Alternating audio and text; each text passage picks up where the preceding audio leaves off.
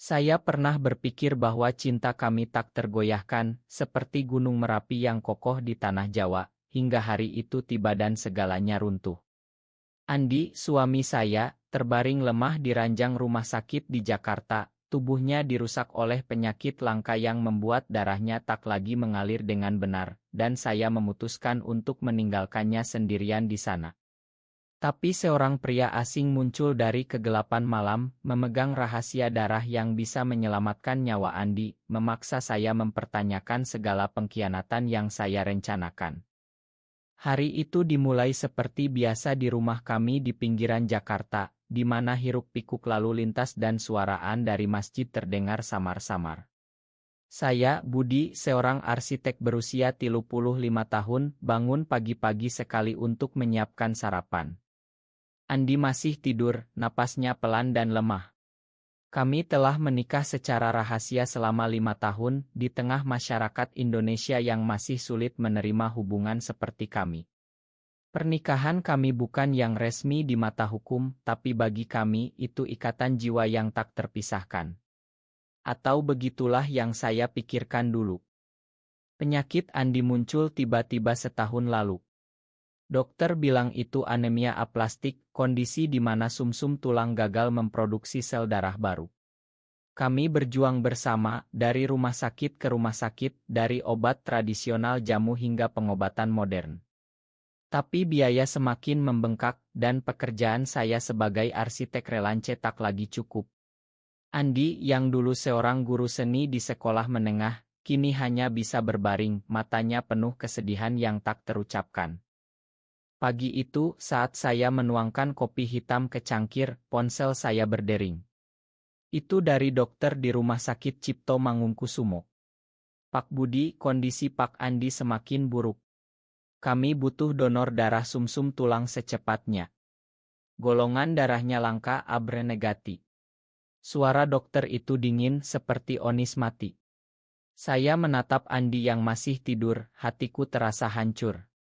Bagaimana saya bisa menemukan donor di negeri ini, di mana bahkan mencari donor biasa saja sulit? Saya memutuskan untuk pergi ke kantor, tapi pikiran saya tak tenang. Di perjalanan di atas kereta komuter line yang penuh sesak, saya bertemu dengan seorang teman lama, Riko. Kami dulu kuliah bersama di Universitas Indonesia, dan dia tahu tentang hubungan saya dengan Andi. Budi, kamu terlihat lelah. Bagaimana Andi? Tanyanya dengan nada prihatin. Saya menceritakan semuanya, air mata hampir jatuh. Riko diam sejenak, lalu berkata, ada seseorang yang mungkin bisa membantu. Tapi, dia orang asing dan ceritanya rumit.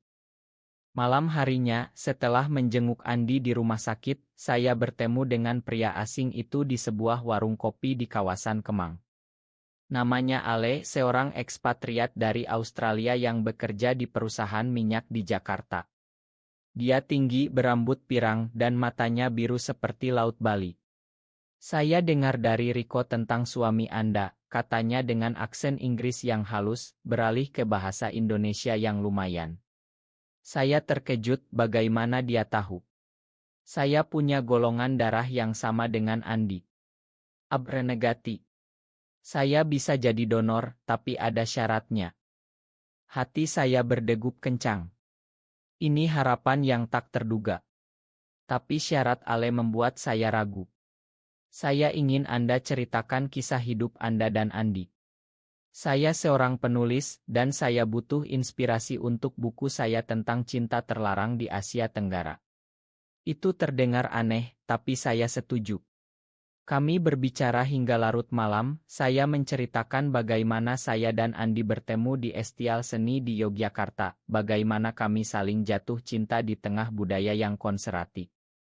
Keesokan harinya, saya kembali ke rumah sakit. Andi terlihat lebih pucat. Budi, kenapa kamu terlihat bahagia? Tanyanya lemah. Saya tak bisa bilang tentang Ale, terlalu dini. Malam itu, saya bertemu Ale lagi. Dia mulai membuka diri, menceritakan masa lalunya. Dia pernah kehilangan pasangan gayanya karena penyakit serupa di Australia. Saya ingin membantu karena saya tahu rasanya kehilangan, katanya. Tapi ada sesuatu di matanya yang membuat saya curiga. Apakah ini benar-benar tulus? Minggu-minggu berikutnya, saya semakin sering bertemu Ale. Kami pergi ke Taman Mini Indonesia Indah, berjalan-jalan sambil bicara tentang budaya Indonesia. Andi mulai curiga. "Siapa yang sering kamu temui, Budi?" tanyanya suatu hari. Saya bohong, bilang itu klien kerja. Kebohongan itu mulai menggerogoti hati saya.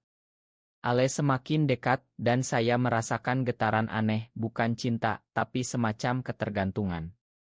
Suatu malam, di apartemen Ale di kawasan Sudirman, dia mengaku, "Budi, saya bukan hanya ingin cerita. Saya jatuh cinta padamu." Saya terkejut, mundur selangkah. "Tidak, Ale. Saya punya Andi." Tapi dia memegang lengan saya. "Andi sekarat. Biarkan saya selamatkan dia, dan kamu bisa mulai baru dengan saya." Itu pengkhianatan yang tak terbayangkan. Saya pergi dengan marah, tapi pikiran itu menghantui saya.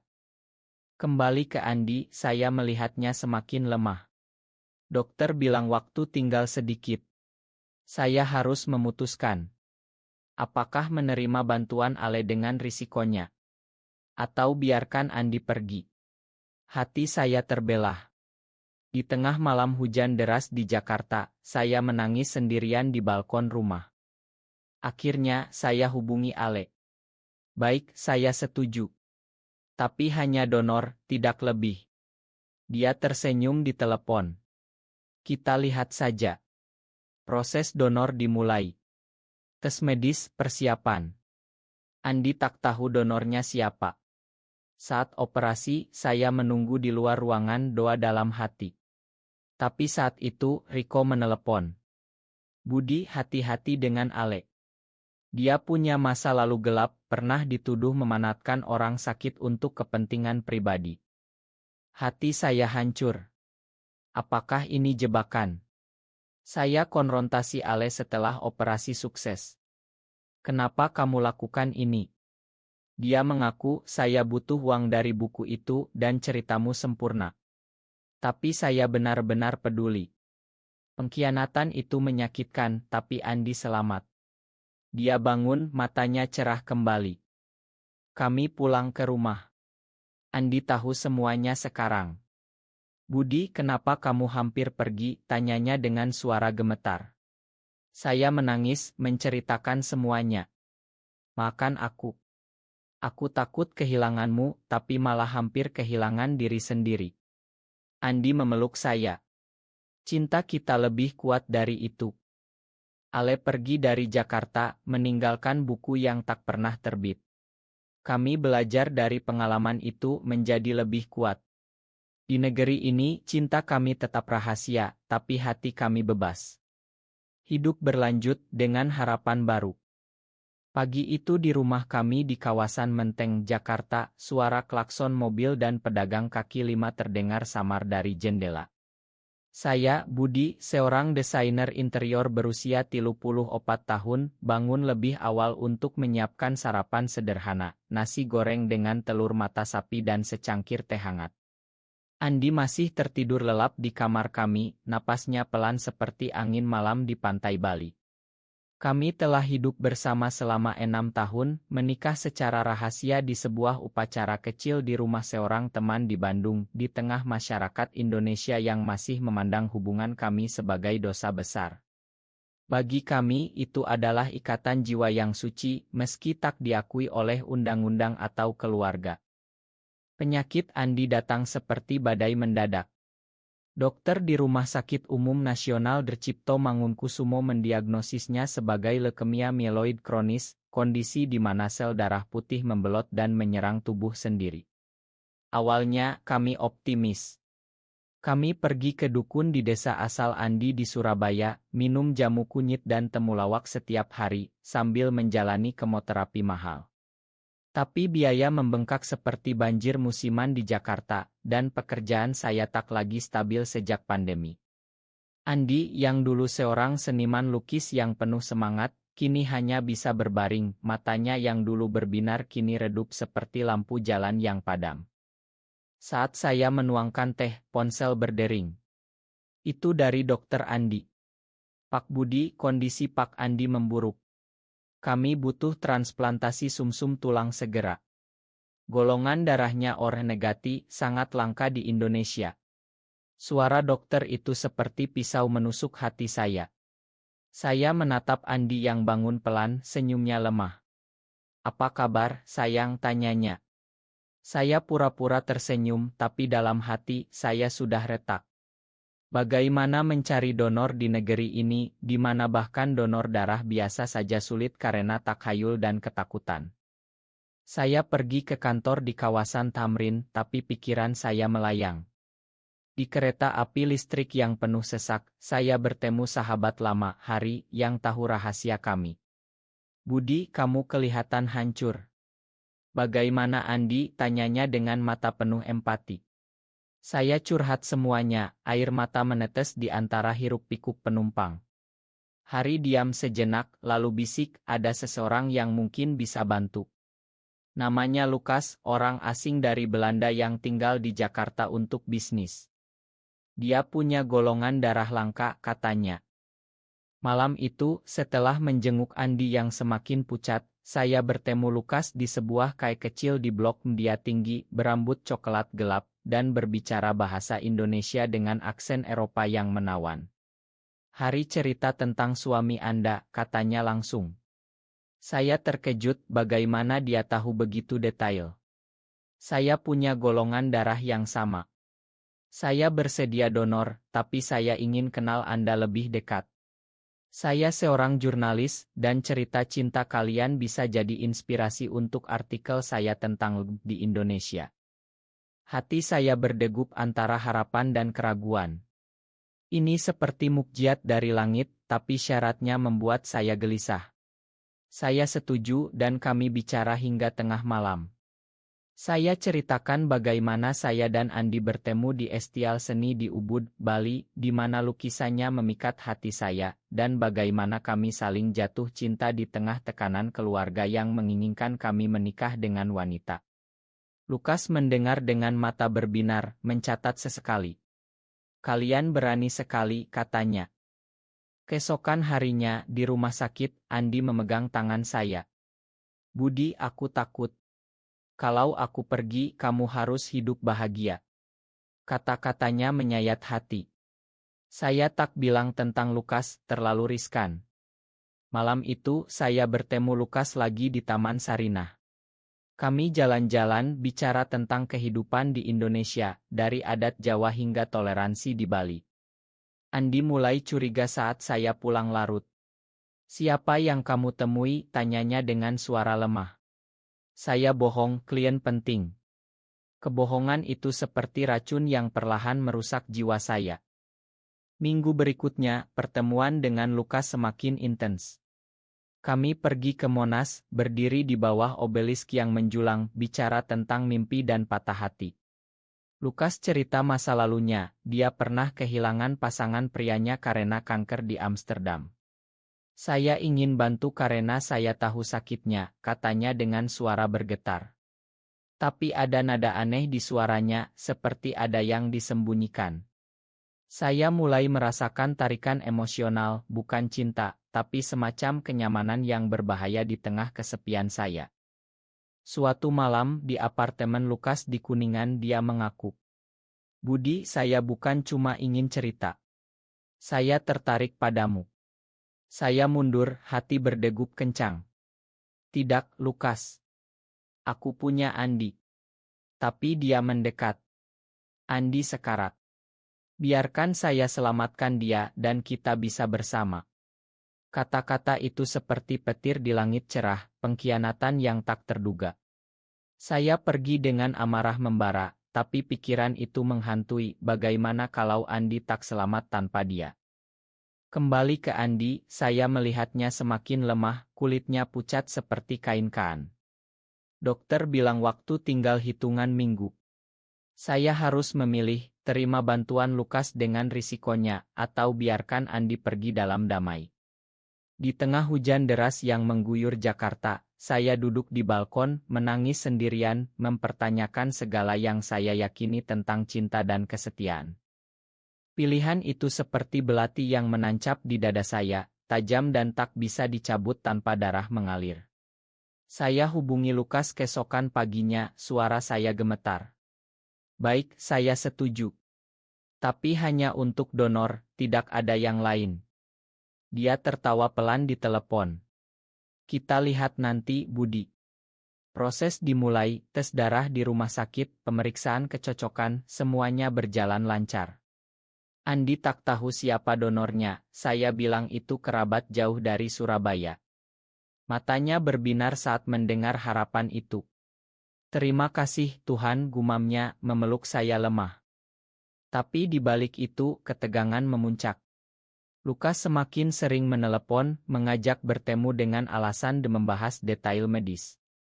Kami pergi ke Ragunan berjalan di antara kandang monyet dan burung, tapi pembicaraan berubah jadi pribadi. Kenapa kamu bertahan dengan Andi? Dia membuatmu menderita, katanya suatu sore. Saya marah. Karena cinta, Lukas. Sesuatu yang mungkin kamu tak pahami. Dia tersenyum sinis. Cinta. Atau rasa bersalah. Andi mulai pulih sedikit berkat obat sementara, tapi kesepiannya terlihat jelas. Budi, kamu jarang di sini. Apa ada yang salah? Tanyanya dengan mata penuh curiga. Saya peluk dia, tapi hati saya berbohong lagi. Kebohongan itu menumpuk seperti sampah di sungai Ciliwung, mengotori segalanya. Saya mulai mempertanyakan diri, apakah saya benar-benar mencintai Andi, atau hanya takut sendirian di masyarakat yang menolak kami. Suatu hari, Hari menelepon. Budi, hati-hati dengan Lukas. Saya dengar dari teman di komunitas dia pernah memanfaatkan orang di Belanda untuk karirnya.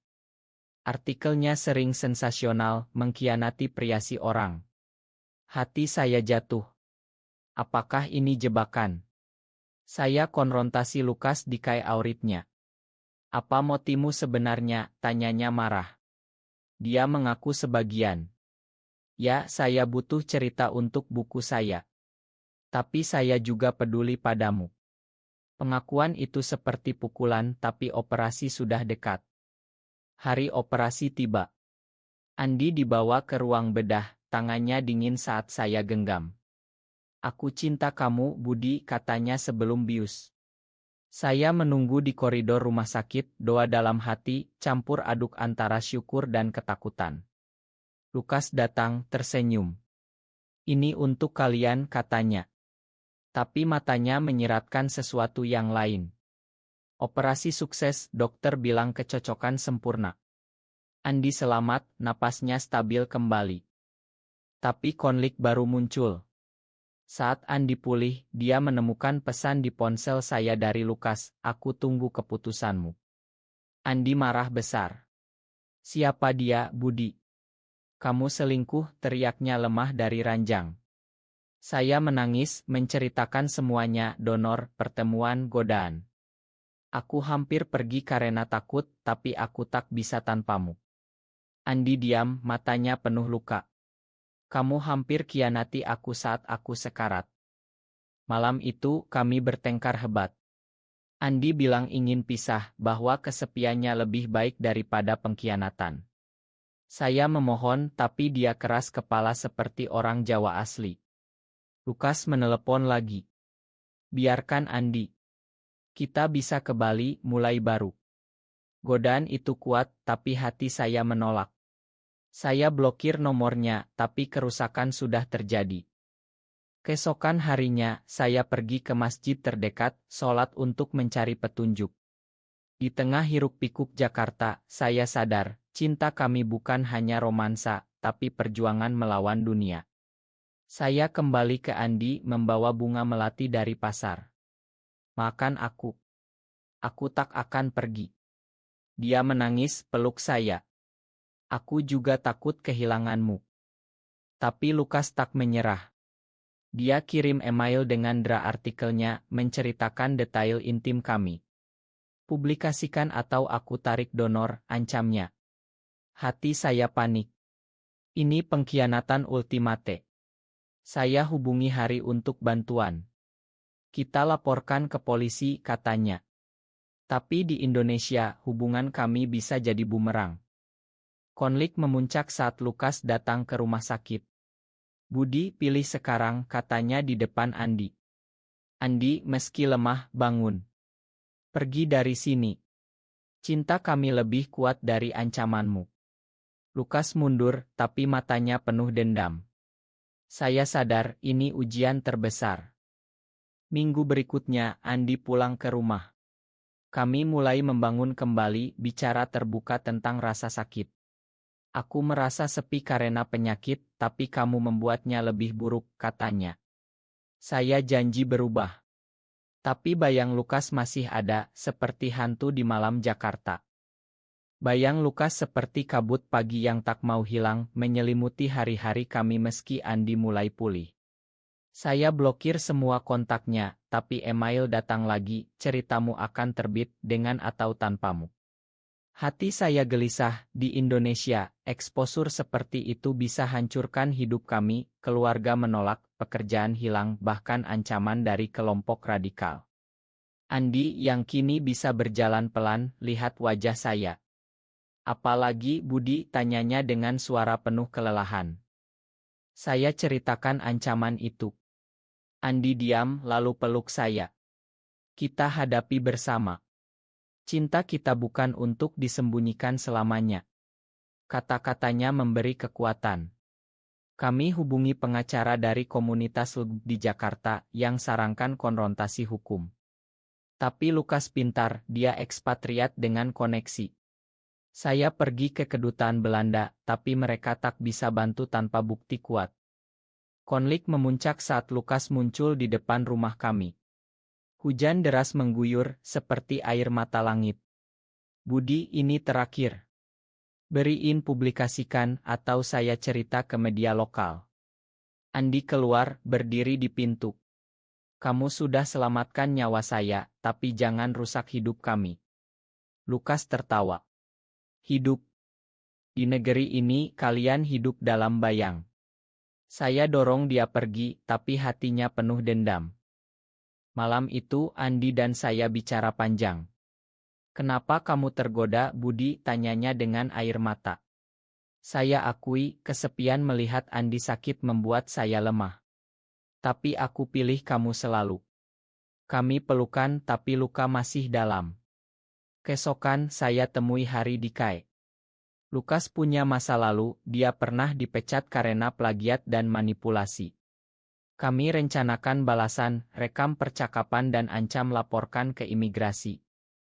Pertemuan terakhir dengan Lukas di hotel mewah di Sudirman. Saya rekam diam-diam, kenapa kamu lakukan ini, tanyaku. Dia mengaku, saya jatuh cinta padamu sejak pertama. Andi hanya alasan. Pengakuan itu menyakitkan, tapi bukti kuat. Kalau publikasikan, saya laporkan pemerasan, ancamku. Dia mundur, janji hapus dra. Andi pulih total setelah bulan itu. Kami pergi ke Bali untuk liburan, berjalan di pantai Kuta, tangan bergandengan rahasia. Ini seperti awal baru, katanya.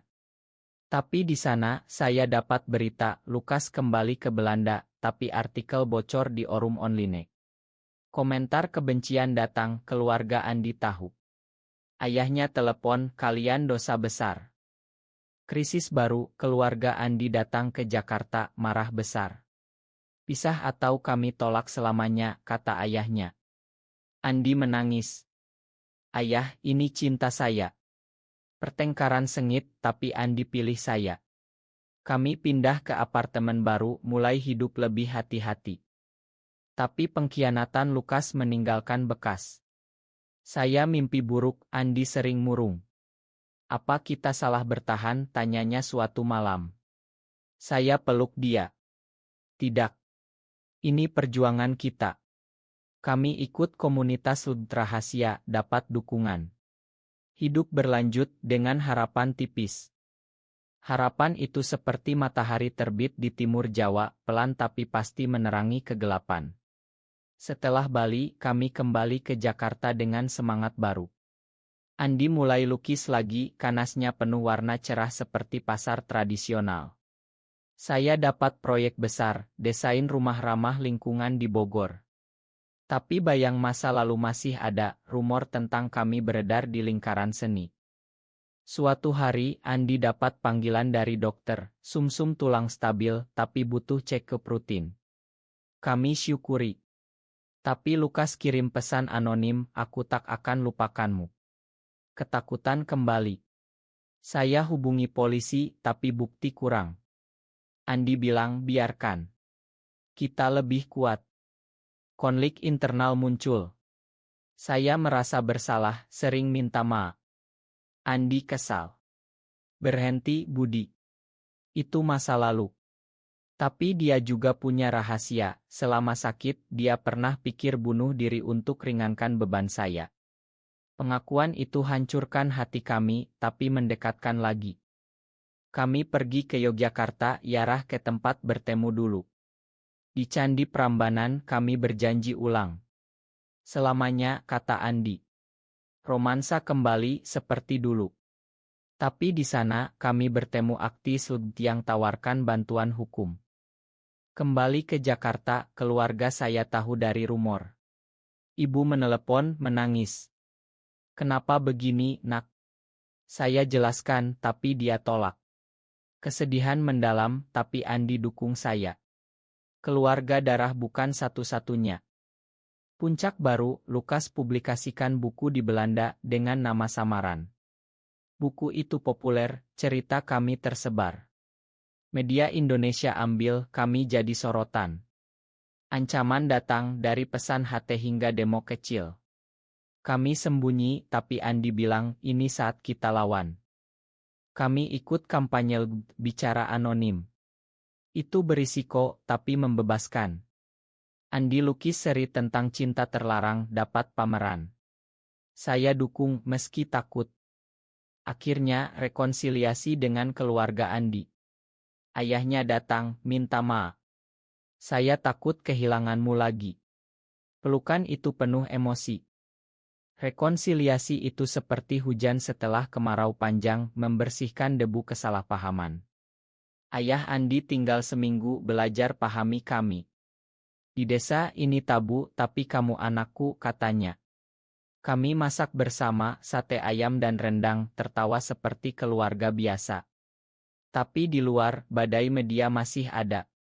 Artikel tentang cecinta terlarang muncul di koran dengan otoburam kami. Lukas hubungi lagi, minta maaf ya email. Saya salah. Buku itu sukses, tapi hati saya kosong. Saya balas, makan tapi jangan hubungi lagi. Andi setuju. Kami fokus pada masa depan.